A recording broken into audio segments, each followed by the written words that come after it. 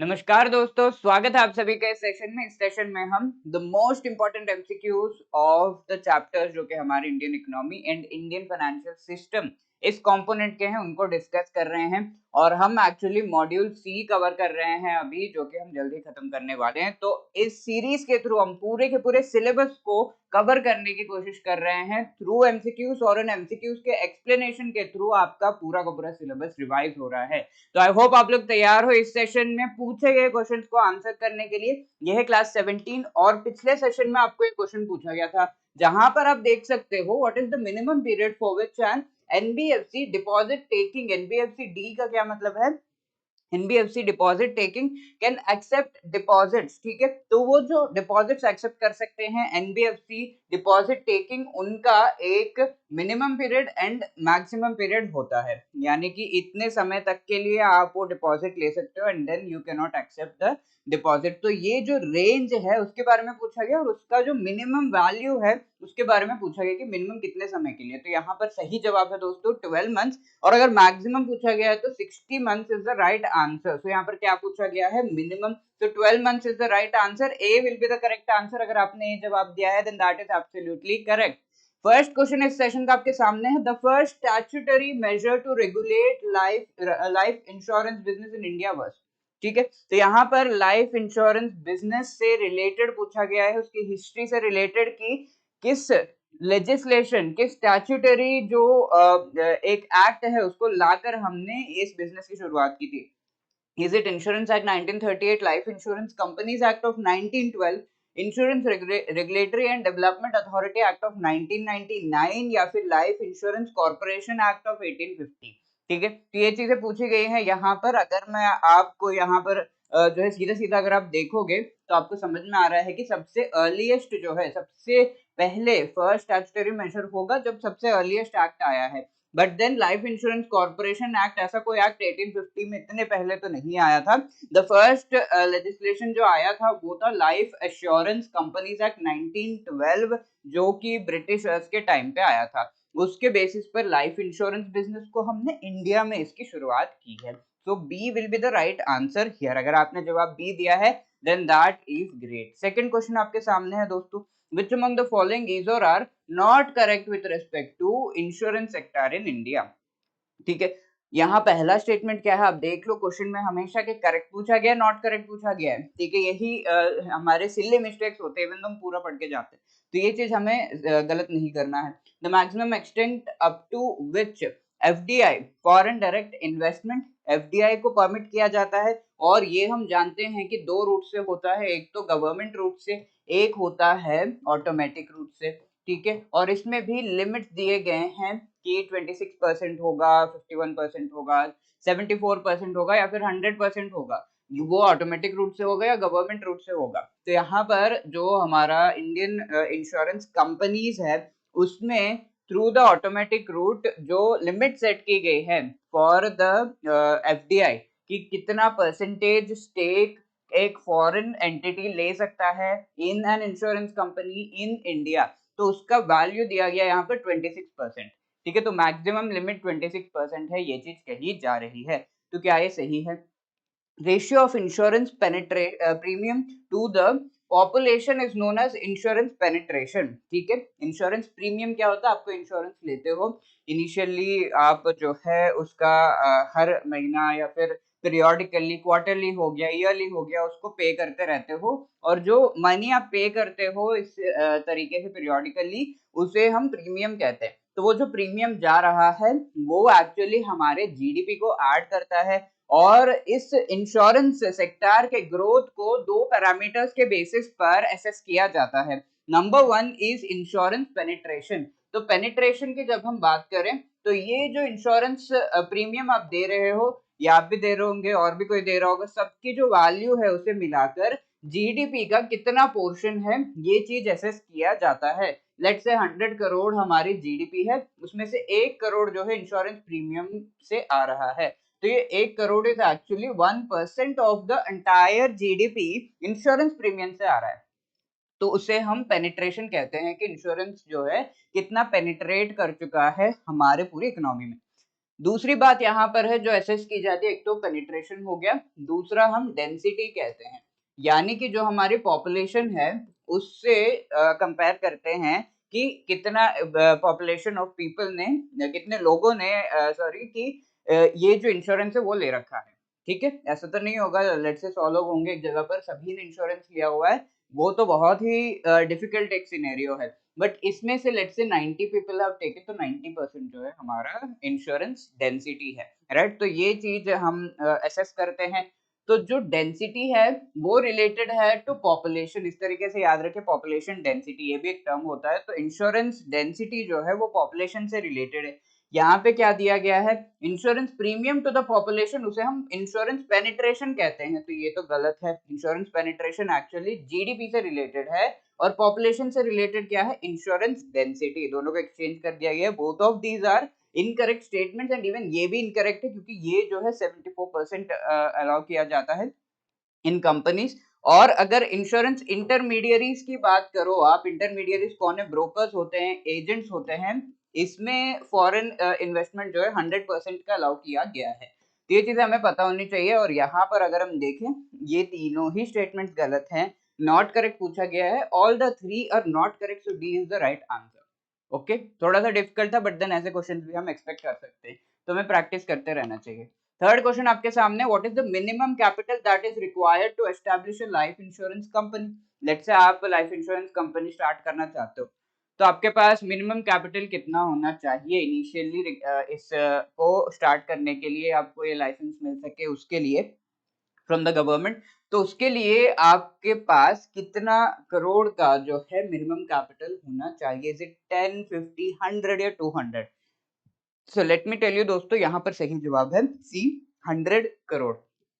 100 करोड़ आपके होने चाहिए, आपके पास होने चाहिए। अगर आपके पास 100 करोड़ है, you can start an insurance company, okay, in India. Fourth question आपके सामने, which among the following statement is और are correct with respect to insurance sector in India. तो इंश्योरेंस सेक्टर से रिलेटेड स्टेटमेंट यहाँ पर दिए गए हैं और ये जो ट्रेंड्स हम कई बार इग्नोर करते हैं बट देन पूछे जा सकते हैं।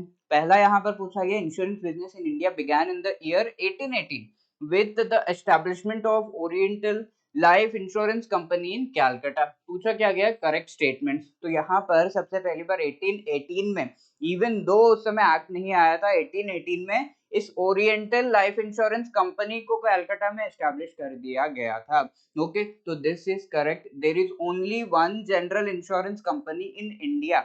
अभी की अगर हम बात करें तो इंश्योरेंस अलग अलग फील्ड्स में काम करता है। एक तो लाइफ इंश्योरेंस होता है and then there is general insurance, जो कि लेट से आप एक बाइक ले रहे हो, देन आपकी जो इंश्योरेंस बनती है वो जनरल इंश्योरेंस के कैटेगरी में आती है। तो ये जो जनरल इंश्योरेंस कंपनी है वो सिर्फ एक ही कंपनी है इंडिया में, ये कहा गया है। ये तो हम डेफिनेटली जानते हैं कि हम अलग अलग कंपनी से इंश्योरेंस लेते हैं और फिर ये जो जनरल इंश्योरेंस की पब्लिक सेक्टर की ही 6 कंपनीज के आसपास जो है इंडिया में एट प्रेजेंट वर्क कर रहे हैं। तो यहाँ हम कह रहे हैं कि एक ही कंपनी है, दैट इज एब्सोल्युटली रॉन्ग। ठीक है, जैसे ये बहुत ही इजी क्वेश्चन हो गया, ये पूरी तरीके से गलत है। थोड़ा सा अगर हम सोचेंगे तो हमें समझ में आ जाएगा। जैसे ही ये गलत किया हमने, हमें पता है जहां जहां 2 है वो हमें एलिमिनेट कर देना है एंड हमारा सही जवाब बन जाता है C, that is 1 and 3 only. Insurance company along with banking services add to about 7% to the country's GDP. ठीक है, तो इंश्योरेंस कंपनीज जो है, insurance companies along with banking services 7% to the GDP contribute करते हैं। तो ये ट्रेंड बुक में भी दी हुई है and yes this is right. तो ये दोनों ही करेक्ट है and 1 and 3 C is the right answer. पहले हमें समझ में आ गया था बट देन स्टेटमेंट भी हमें पढ़ लेने चाहिए। As per the data published by Swiss Re, ये स्टेटमेंट आपको एग्जाम में नहीं पढ़ने, एग्जाम में तो आपको समझ में आ गया कि ये गलत है तो फटाफट से नेक्स्ट क्वेश्चन को आप चले जाओ, राइट। बट हियर क्योंकि हम सीख रहे हैं, पढ़ रहे हैं, तो हम इन स्टेटमेंट्स को पढ़ रहे हैं and then we are trying to analyse कि कौन सा करेक्ट है, रॉन्ग है।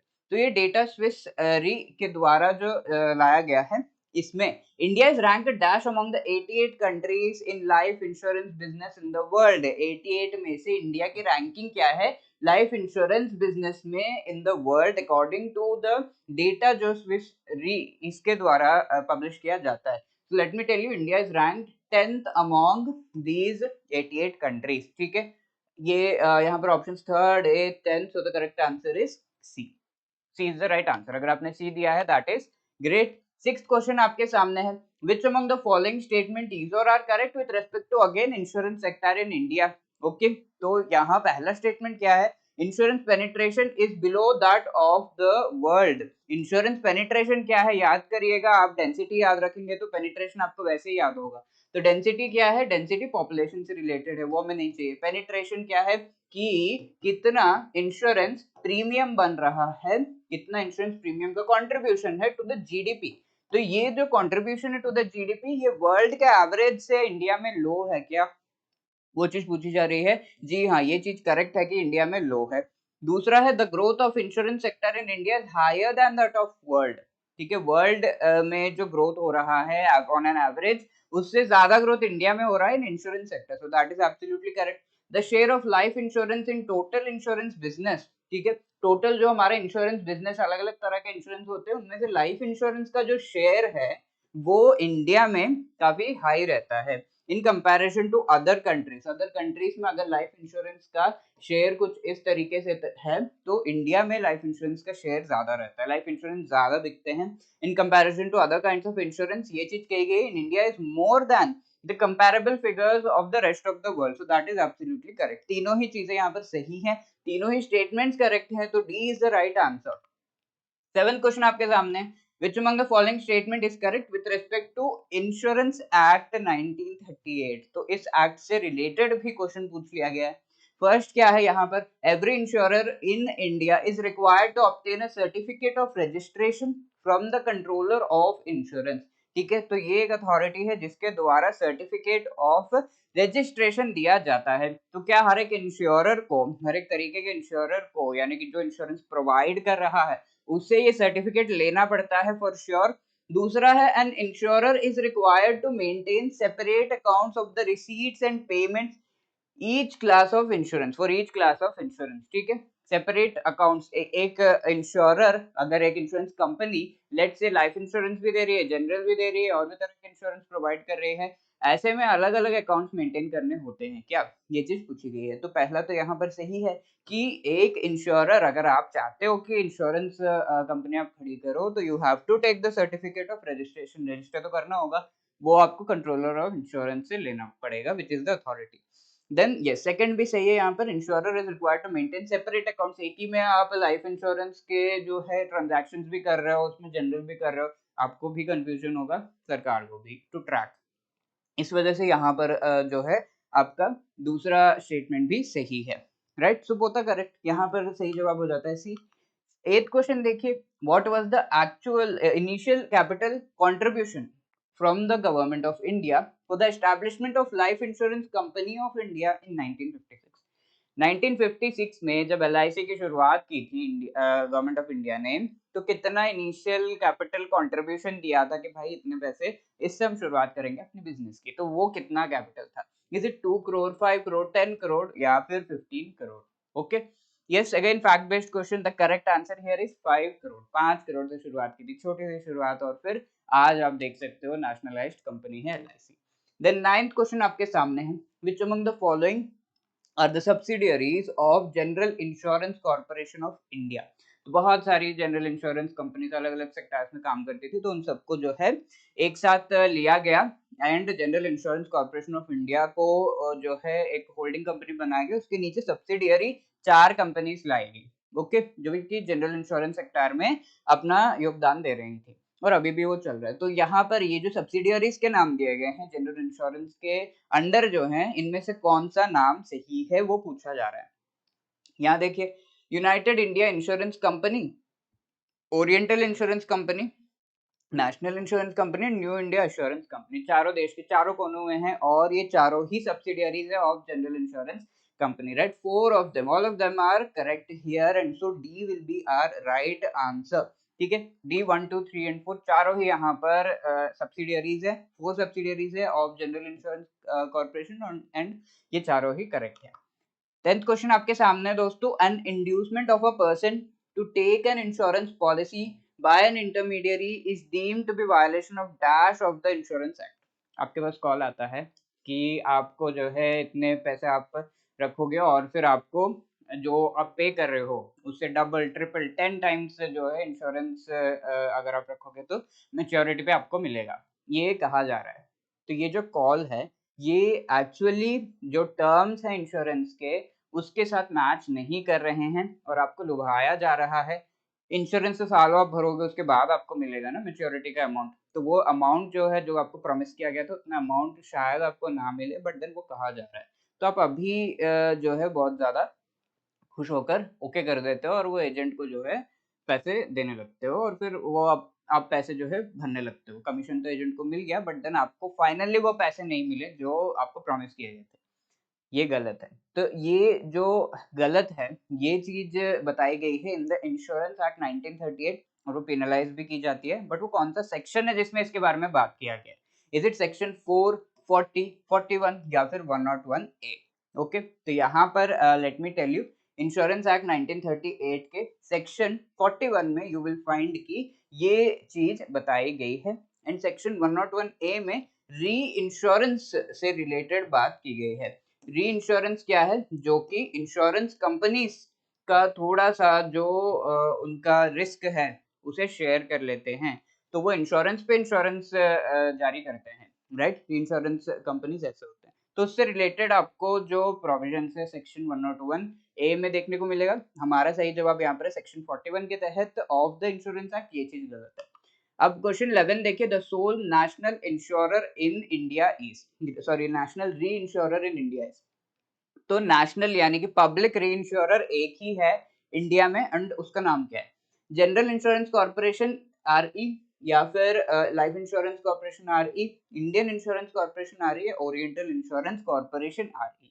ठीक है, कंफ्यूजिंग है यहाँ पर, बट अगर आपको नाम बताया एग्जैक्टली तो you can go for the answer which is A. ठीक है, जनरल इंश्योरेंस कॉर्पोरेशन आ रही है, this is the sole national reinsurer. Reinsurer की बात की जा रही है। There are three things, there is insurance, life insurance, general insurance and reinsurer. तो री इंश्योरर इंश्योरेंस देना, और उनका जो थोड़ा सा रिस्क है उसे री इंश्योरर्स कवर कर लेते हैं। लेट्स से इंश्योरेंस कंपनी दे नहीं पा रही, तो री इंश्योरर पैसे देगा, और वो इंश्योरेंस कंपनी आगे जो है, जो भी इंश्योरेंस जिसने भी ले रखा है, क्लाइंट को पैसे देंगे वो। ओके, जो कस्टमर है उसे देंगे। तो ए इज द राइट आंसर। ऐसा री इंश्योरेंस नेशनलाइज्ड पब्लिक कंपनी एक ही है। Then we have 12th question. What is the rate of interest payable on CRR funds? What is CRR, cash reserve ratio? तो ये जो कैश रिजर्व रेशियो है, ये reserve maintain किया जाता है by the banks at Reserve Bank of India, और इसके ऊपर क्या परसेंटेज ऑफ इंटरेस्ट आरबीआई देती है। आप लेट से अपने पैसे बैंक में जमा कर रहे हो, आपको थोड़ा इंटरेस्ट मिलता है ना उस पे, ऑल्दो बहुत कम है, आप काफी गुस्सा होते होगे, बट देन मिलता तो है। ऐसे ही बैंक को भी कुछ इंटरेस्ट मिलना चाहिए ना, अगर वो अपने पैसे आरबीआई के पास रख रहे हैं। तो एक्चुअली आरबीआई पहले इंटरेस्ट देती थी, बट अभी कोई भी इंटरेस्ट नहीं देती है। सीआरआर पे कोई भी इंटरेस्ट बैंक्स को नहीं मिलता है, ऑल्दो उन्होंने पैसे वहां पर पार्क कर रखे हैं। ओके, तो 0.5%, 1%, 2% या फिर no interest is payable. So the correct answer is no interest is payable on the CRR funds. इसी तरीके का एक और रिजर्व है जिसे हम एसएलआर कहते हैं, स्टैट्यूटरी लिक्विडिटी रिजर्व या फिर रेशियो, जो कि बैंक्स खुद अपने पास मेंटेन करते हैं। दोनों में डिफरेंस क्या है? एसएलआर में आपका कैश आ जाता है, गोल्ड आ जाता है, गवर्नमेंट सिक्योरिटीज आ जाते हैं, ये सारी चीजें बैंक खुद जो है रिजर्व के रूप में मेंटेन करता है, कभी इश्यू हो गया तो देने के लिए। CRR as the name says cash के रूप में ओनली मेंटेन होता है इन आरबीआई। ओके, ये सो the correct answer here is D. And 13th question आपके सामने, under the recommendations of which of the following committee IRDA was established. तो ये रेगुलेटरी बॉडी है, हम जानते हैं, of the insurance regulatory and development authority. तो ये जो है आईआरडीए का एस्टैब्लिशमेंट कौन से कमिटी के रिकमेंडेशंस के बेसिस पे की गई है? अगेन फैक्ट बेस्ड क्वेश्चन है, मल्होत्रा, नरसिम्हन कमेटी, टंडन कमेटी या फिर Ghosh committee. So the correct answer here is Malhotra committee के रिकमेंडेशंस पर आईआरडीए को एस्टैब्लिश किया गया था as a regulatory body which will regulate the insurance sector of India. So A is the right answer. 14th question देखिए, which of these is और are correct with respect to the Reserve Bank of India. Reserve Bank of India से related statements है। पहला क्या है? RBI was established on 1st अप्रैल 1934। ठीक है, बहुत ध्यान से स्टेटमेंट पढ़ना होगा आपको जब भी आप एग्जाम में ये एग्जाम जो है दे रहे हो। RBI was conceptualised as per the guidelines and outlook presented by doctor B R Ambedkar book titled the problem of the rupee, its origin and its solution. तो बी आर अम्बेडकर जी के इस बुक के बेसिस पर आरबीआई को conceptualise किया गया, which is absolutely correct. यहाँ पर आप कंफ्यूज हो सकते हो, आरबीआई एक्ट एक्चुअली 1934 में आया है, लेकिन आरबीआई ने अपने जो एक्टिविटीज हैं वो शुरुआत उसकी की थी इन 1935। So essentially RBI was established on 1 अप्रैल 1935, जब से आरबीआई का जो हम कह सकते हैं कि उसकी जो एक्टिविटीज स्टार्ट हो गई थी। आरबीआई एक्ट जो है वो 1934 में आ गया था, आरबीआई एस्टैब्लिश हुआ 35 में। तो ये चीज आपको याद रखना है, दिस इज इनकरेक्ट, कंफ्यूज नहीं होना, इसीलिए ये एमसीक्यू जो है आपके सामने मैं लेकर आया हूँ, and B is the right answer here. And यहाँ आपका होमवर्क क्वेश्चन है 15th question, the central office of RBI was initially established at. ठीक है, इनिशियली कहाँ एस्टैब्लिश किया गया था, अभी कहाँ पर है आरबीआई का सेंट्रल ऑफिस, वो भी अगर आपको पता है तो please do let me know. Options आपके यहाँ पर क्या दिए गए हैं, कोलकाता, मुंबई, दिल्ली या मद्रास। इनिशियली कहाँ पर था एंड देन वो चेंज हुआ, और अभी के डेट में आरबीआई का ऑफिस, सेंट्रल ऑफिस कहाँ पर है, अगर आपको पता है please do let me know in the comment section. Question को भी आंसर करिएगा in the comment section, and अगर आपके कोई भी क्वेरीज हैं आप हमें कॉल करके हमसे बात करके उन क्वेरीज को रिजॉल्व कर सकते हो 8146207241 पर, या फिर hello@edutap.co.in पर आप हमें जो है मेल करके हमसे अपनी क्वेरी को रिजॉल्व करवा सकते हो। आप अपना फीडबैक भी दे सकते हो इन सेशन से रिलेटेड कि आपको किस तरीके से हेल्प कर रहे हैं या फिर क्या इम्प्रूवमेंट चाहिए होगा, मेल करके या फिर कमेंट सेक्शन में। आई होप आप अच्छे से तैयारी कर रहे होंगे, कॉन्फिडेंस हाई रखिएगा, all the best, thank you.